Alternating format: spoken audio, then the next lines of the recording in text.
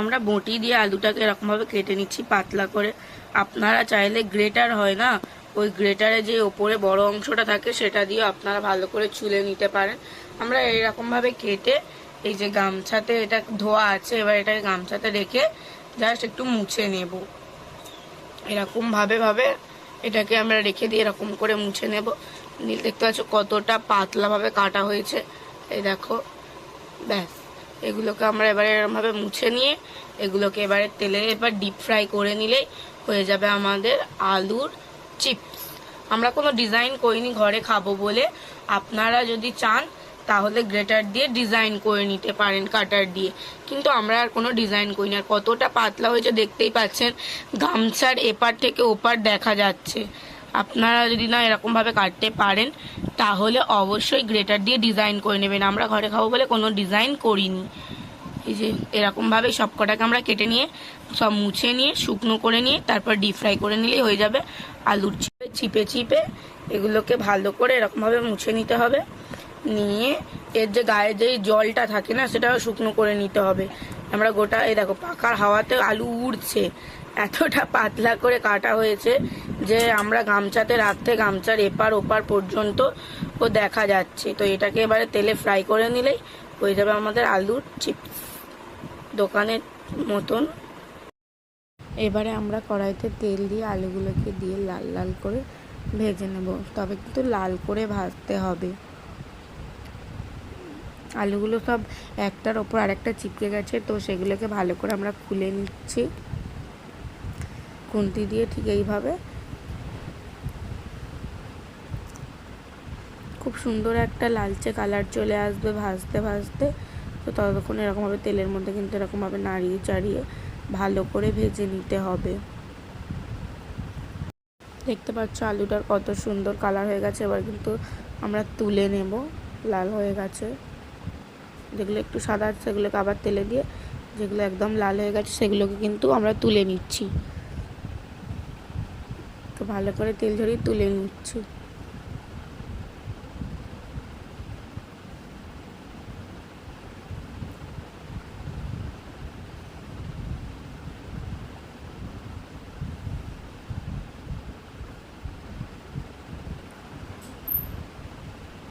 এদিকে আলুর চিপসটা আমাদের তোলা হয়ে গেছে।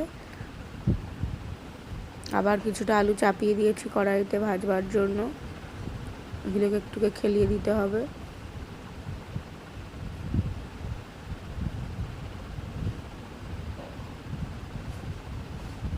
দেখতে পাচ্ছ কতটা হয়েছে। এবার এদিকে কড়াইতে সর্ষের তেল গরম করে দিয়ে দিচ্ছি কিছুটা কারি পাতা। কারি পাতা দিলে একদমই পুরোই চিপসের মতো হয়ে যাবে। কারি পাতাটাকে কিন্তু খুব সুন্দর করে লাল লাল করে ভাজতে হবে। দেখতে পাচ্ছ কারি পাতাটা কিন্তু খুব সুন্দর হয়ে এসছে। এবার এটাকে একদম লাল করে ভেজে তুলে নিয়েছি। এবার চিপসের মধ্যে দেব বিট লবণ,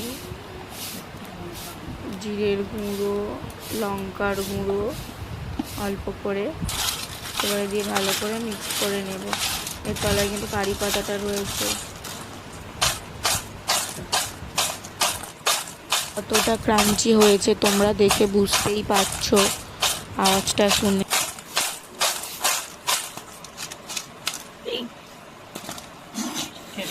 বেশ কোনোদিন যাবে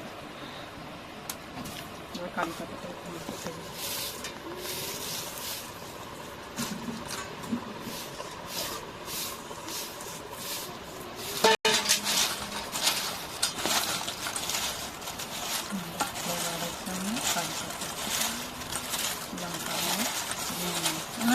এমনি নুনের কথা নিয়ে কথা না।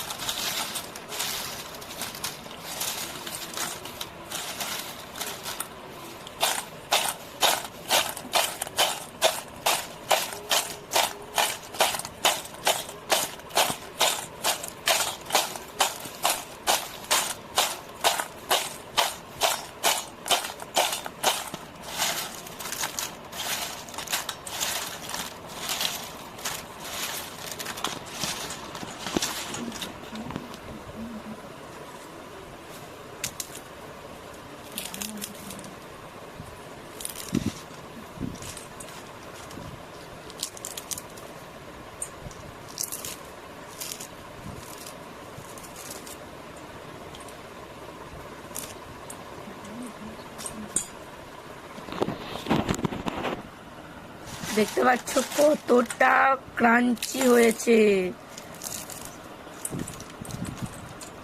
কত সুন্দর দেখতে পাচ্ছ। দেখো ভালো মুচমুচ আর একদম ক্রাঞ্চি হয়েছে, দেখেই বুঝতে পারছো। আমার দেখেই জিভে জল চলে আসছে। কামলা মচমচে চিপস,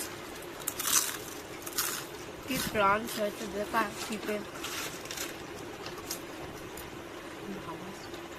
আওয়াজটা শুনে নিশ্চয়ই বুঝতে পারছেন।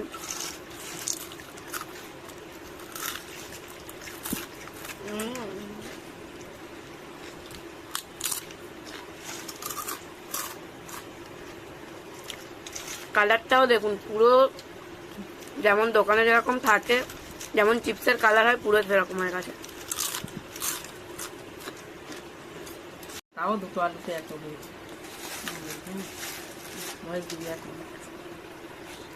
দুটো আলুতে পুরো এক গামলি চিপস।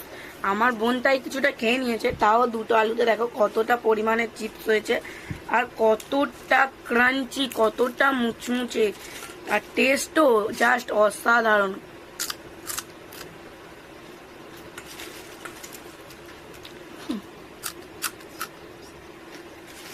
আওয়াজটা শুনে নিশ্চয়ই বুঝতেই পারছেন কতটা ক্রাঞ্চি হয়েছে আর কতটা হয়েছে, আর টেস্টও জাস্ট অসাধারণ, দারুণ হয়েছে।